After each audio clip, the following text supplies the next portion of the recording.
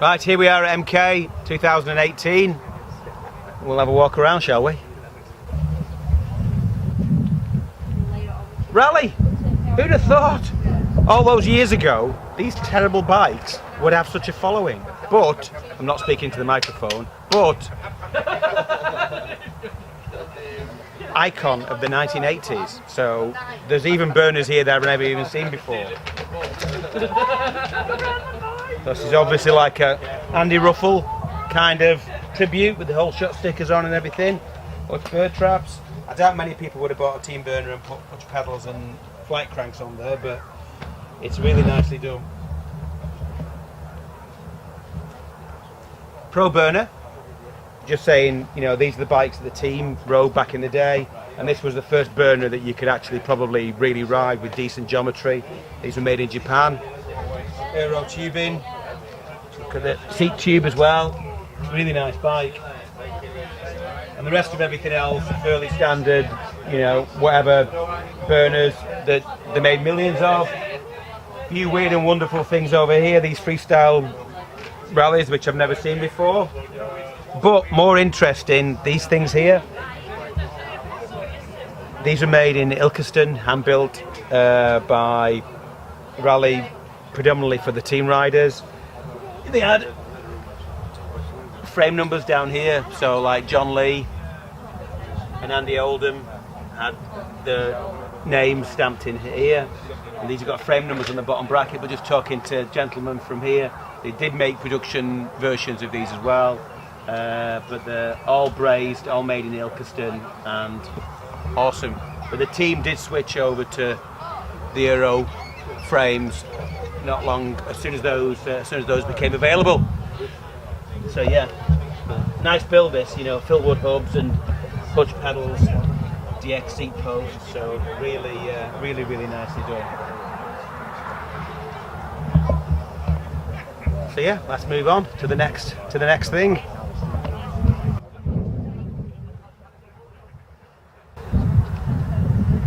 Some British made stuff. This is DP. Now, in the early 80s, a guy called me and said, listen, I want to buy some talker frames, probably 40 talker frames. So I'm like, yeah, okay, come down and I'll speak to you about it. And came down, told him everything I knew about BMX because he didn't know anything. And afterwards, he said, yeah, I'm just going to take one frame for now and I'll get back to you on the other 39. The chap was called Dave Parks. And not long afterwards, these things came out. But, you know, they have got a place in history nonetheless. For the people that couldn't afford a Haro freestyler. They're made in England. Yeah, and they were made in Wales, weren't they? Made in Wales. North Wales, yeah. So that's the story behind those. But I tell you what, as you can see here, despite what we thought at the time, they did last. So.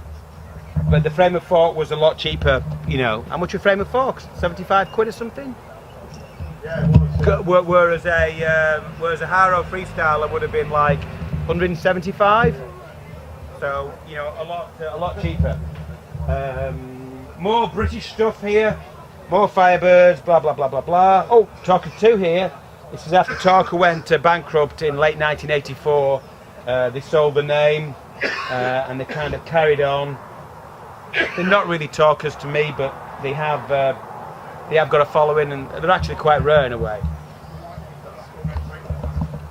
TRM and Curtis, these are, and ProLite, these are UK made. There's a Craig Campbell signature, pretty cool. I know Craig Campbell. Some nice lavender stuff on it. That's the thing. It's like they said. Like, this is Craig. Hey, this is Dinny. All right. He's going to take over from now. I'm going to have pizza. Okay. Right. So Craig was telling me that he didn't actually have anything to do with designing the bike, and that they just slapped his name on it, his signature, and that was it. When it came, we were actually talking about doing a repop of it. Well, it's a Peter Noble project, wasn't it? Yep. I'll take you stand back. Yeah. The It didn't go as bad as I thought he was going to go, you know. Oh, there's plenty of dirt on this. Then there are Harrow freestylers here, but you've seen those before.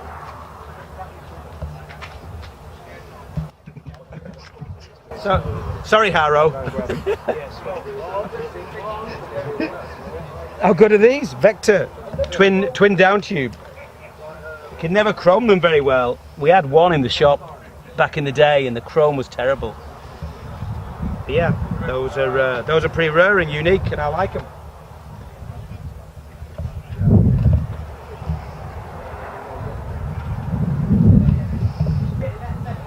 More UK stuff, Vincent. But again, we didn't think they were going to last, but as you can see,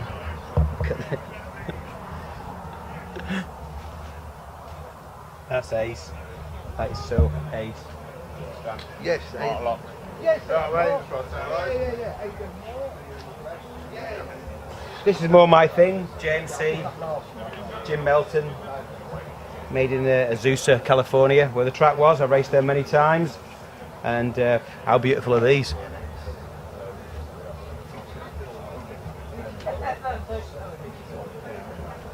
JMC Darrow Young bars with the oval crossbar. Some nice builds on these, DK stems. Beautiful. But again, you know, a really iconic company that had some great riders. Harry Leary rode for these guys before Diamondback. And beautiful quality, but not really a company that ever really, I don't think, made any money out of BMX. So totally iconic, but never really got to the point that, you know, Mongoose or Diamondback or GT did, unfortunately. But it's really good to see it appreciated here today.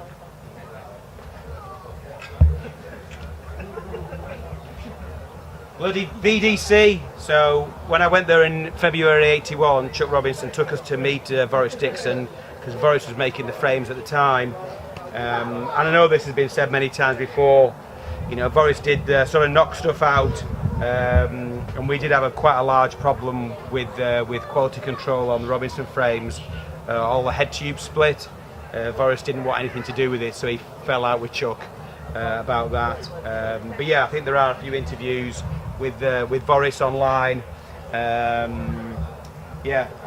He made this stuff, but it didn't really mean, I don't think it meant that much. But it's funny that they came out, you know, with the Changas and all the pierced tubing, which was incredible, and that it's so well revered nowadays. And I wouldn't have expected that back then. But yeah, and super valuable today also. I know I'm still talking to the stem and you're not even filming me. Let's keep it authentic. So yeah, but listen, bike of the event, look at this. I was just so drawn to it. And it's won Survivor and Rust, which I'd be very disappointed if it didn't. But that's just an example. If somebody found a bike in that condition with all, a lot of the times the parts end up changing, don't they? You know, someone will take some other stuff off it, but to see it in all matching condition like this, awesome. So, and if you look at art or cars, a bike in this condition can be worth more than a bike in this condition, just because of the patina and, you know, maybe the provenance and everything else. But yeah, amazing. The tyre's been changed. Luke, it's Luke's bike. The tyres. Putting you on the spot there a bit. Kind of, yeah. But yeah, they look great though. They match, yeah, awesome. But that's just an example to somebody. And I've seen stuff in way better condition than that people have gone, oh, I've got to make it mint and powder coated, and I'm like, no. But yeah, that's fantastic. And that would have been an expensive bike back in the day, wouldn't it? Even more so now. Yeah. Awesome. Well done.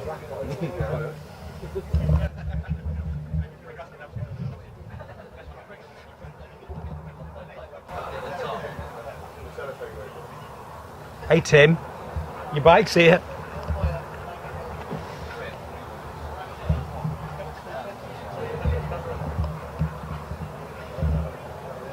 So yeah, it's is it a Badlander?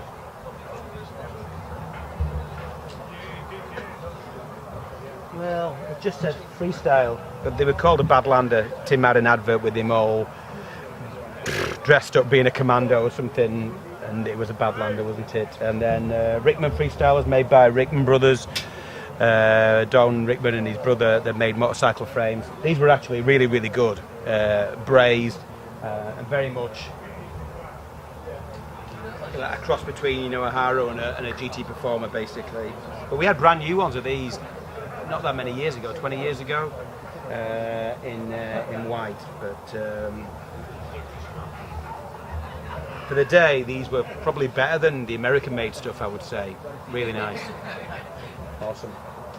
Freestyle and race bikes there. Well, you just spoke to Dinny about this, haven't you? So it's another Craig Campbell signature bike that he had nothing to do with. And another one, but super nicely done.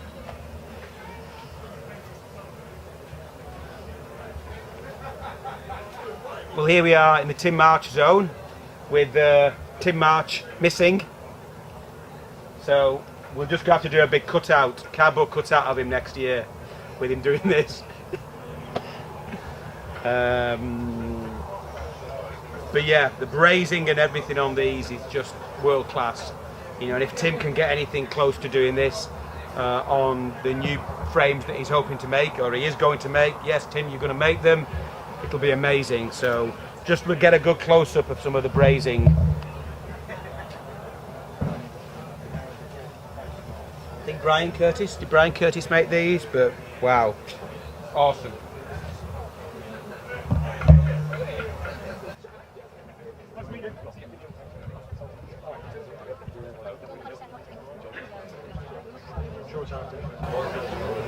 Well, I was just speaking to Tom Lynch. This is Tom's bike. I think it's probably about 1986. He was just here a minute ago. We could have spoke to him about it. Reproduced the stickers. This is basically after we did Robinson, the year after. So he's replicated it. He's got all the uniform. Tom's jersey and pants. Have a look at the back of that.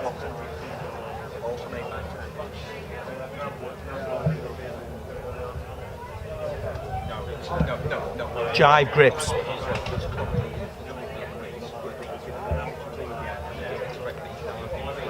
So I think this. I'm not even sure if this is even put into in any kind of order, but we'll go down here anyway. Another PK Ripper. It's all right though. Talking to ATX. Z rims on. We imported these. The earlier ones had a round gusset, and they used to crack across here. That's why they put that keyhole gusset in there. But yeah, nice.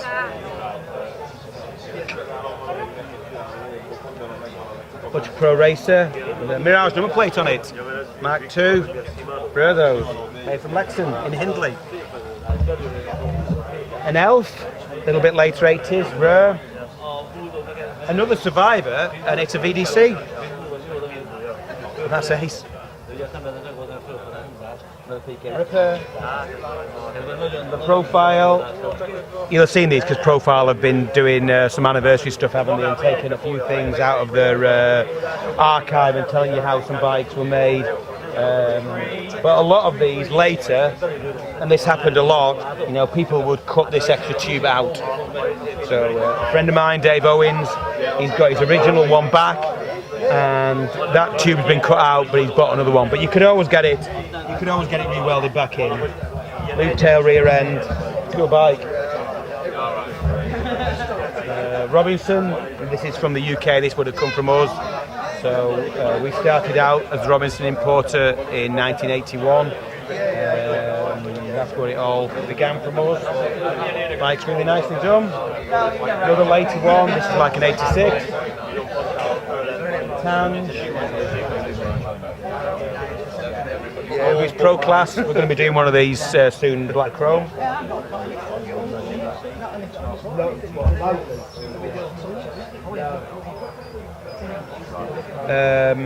RL Freestyler. I think these are 87. We did have one of these in the shop back in the day and couldn't sell it for about 3 years. It was a pink one, but now really iconic in this teal colour with the chrome and the forklifter stem. Really nice bike.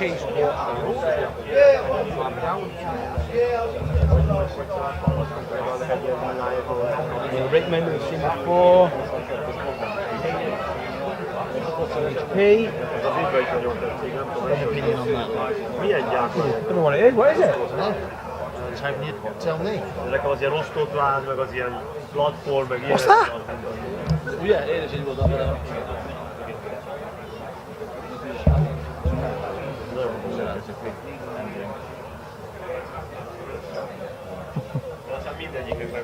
Really like this. We saw the chap who owns this yesterday. They painted this translucent purple.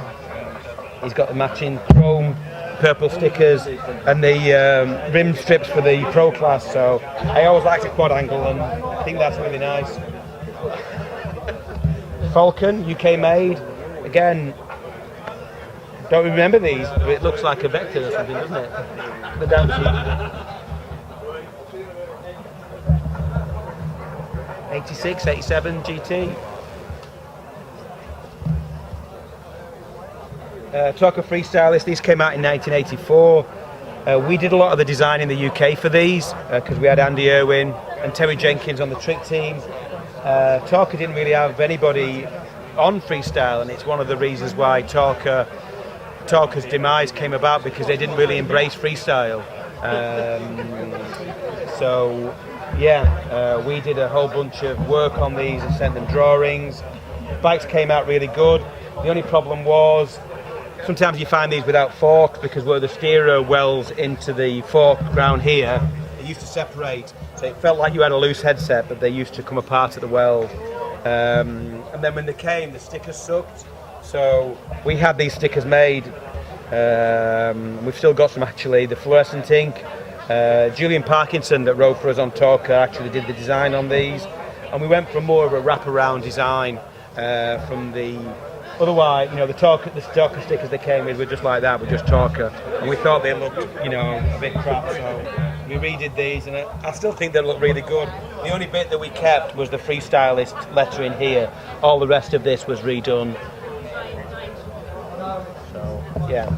5-inch head tube too, so rare bike with a 5-inch head tube. The reason why they did that was this isn't set up for it, ironically, so that you could spin the bars without the brake arm catching the frame under here. So that's why they had a 5-inch head tube. Pretty much only these on Redline had 5-inch head tubes. Early Harrow Freestyler, where it started. Dave Park Special. You know what this is? A few cruisers. Pro Class cruiser. Didn't even know they made one. Look at that.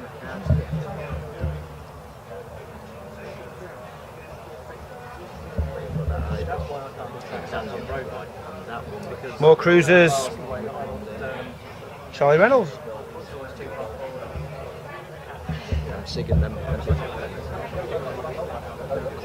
Oh.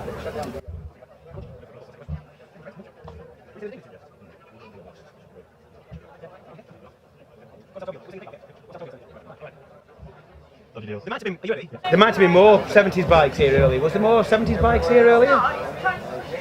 Oh yeah, they're all down there as well, yeah. So, you know, BMX really didn't start in the UK and probably until 1980 or 81.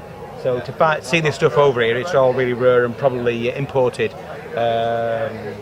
Yeah, but these are ace. Schwinn seat. It's an early red line. Like yours? Yeah, a little bit, yeah. Cut out in the fork. Chrome rims. What it is? It's a racing frame, is it? Is it racing? It's PK Ripper. Where's the guy? PK Ripper somewhere. All right. Rather than a PK reference. Oh, right. All right, before Perry Kramer Road for SC. Well, there you go. Or the DB3. All right, yeah. Wow. Obviously a survivor, so that's nice to see. DB. DB3, yeah. DB4. Oh, DB3, yeah. No, DB4. Just get me Roman numerals right. Yeah. DB. Yeah, we could cut that again and go, yeah, I know this is a DB4 without even checking it. More 70s bikes, motor mags. Early ones had these Astabula steel forks. You know, classic single gooseneck. These are the original grips. Horrible things. But iconic. This is obviously a quad angle or an STR. Quad angle, loop tails. These are really rare. And as far as I know, they never made them in chrome because they couldn't get them chromed right. And if you look here, you'll see why.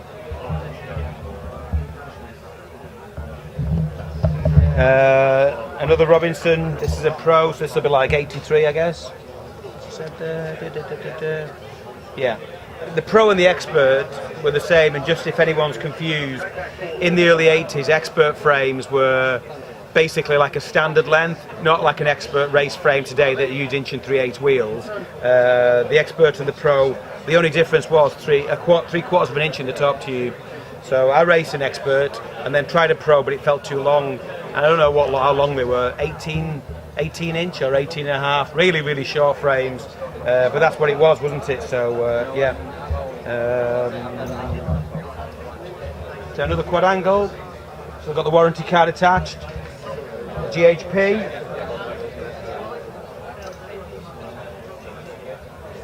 It's nice to see like the right number plate and the numbers and the right correct stickers. All those little things, attention to detail, I really like.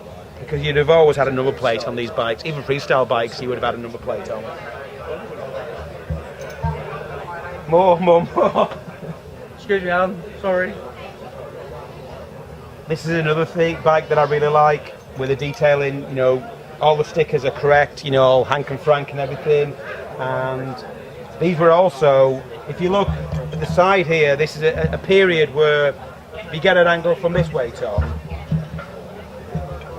Look how different the angles are on these bikes. Look how further back the seat tube angle is. So this is like in the 60s, you know, the seat tube angle. So it gave you a much larger cockpit area to ride without actually having a larger top tube. And this was kind of CW's, you know, trademark. Oh, it's won something too, so there you go. But yeah, that's a nice bike. Seen these before? Yeah, but again, this Skyway again, details are really nice on that. But although we didn't sell them, you know, CW was a brand that I really liked.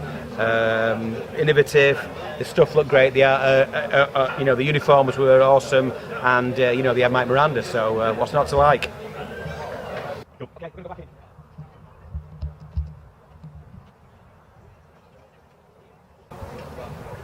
This is Dave from RadBMX. I guess he's changed it all today. Yesterday we missed it. If you weren't here yesterday, you missed it now. Dave had all his uniforms out on the wall there and it looked amazing. But today, he's got his Vans out. How you doing, Dave? Let's say hello. Dave. He's even got some bikes. What are you doing with bikes? But yeah, you'll just have to imagine it, a wall of race kit there. I might have had a picture. You'll be able to Photoshop it in or something. Awesome, thanks, Dave. Now, this is a growing aspect of the deal. Yeah, you know, the mid-school. So every year they get more and more of these. But you know, as time rolls on, it gets, you know, these bikes have got historical significance, and it's really good to see them here and people appreciating them. So yeah. So this is like T1, Hoffman, S&M, standard, you know, that kind of thing.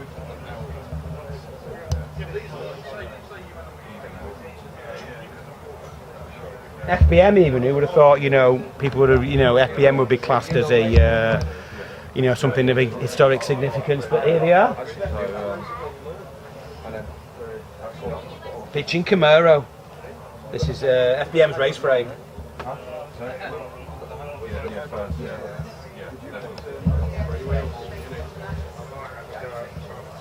I like this.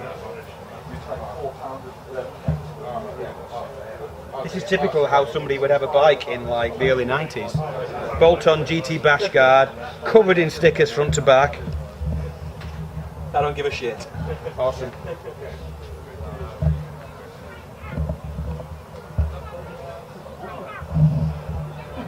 Some nicer bikes here. Wow, check that out. Like chrome.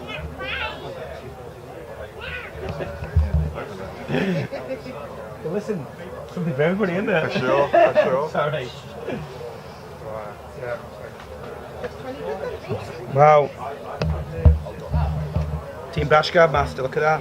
It's got the original Fusion alloy cranks on, which are just going to get reissued. They're nice. Graphics are awesome.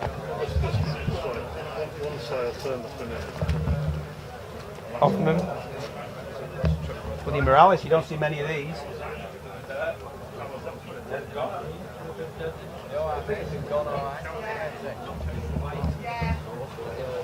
This is Jonathan Earn. Hey John. I don't know. You're on BMX TV. Yeah. That's a cool microphone. You got, yeah.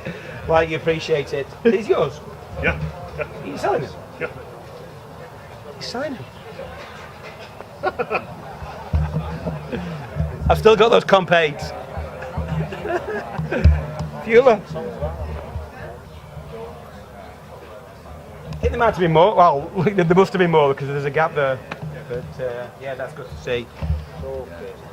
Where's the new? Is that a new school? Where's the new school display? They've got a new school display, haven't they? Yeah, they've got a new school display. I wake up in the morning, man, with bacon, Or even just bikes hanging. Look at that. How nice that is, Motomag.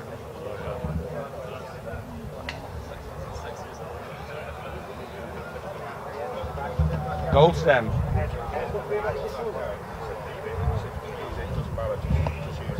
It's winding down a bit now, so some people are going. So we'll have another quick look around and see if we can find any highlights for you.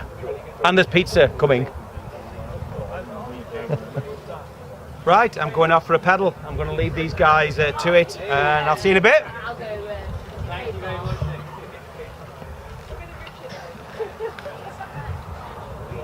Pizza!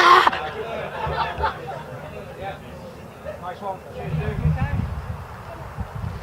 As fast as I'm going to go.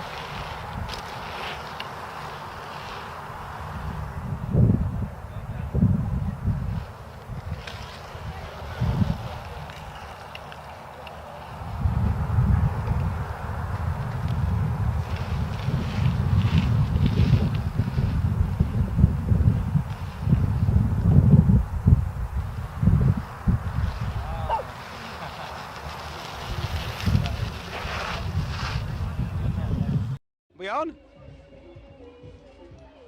I need a hat. Can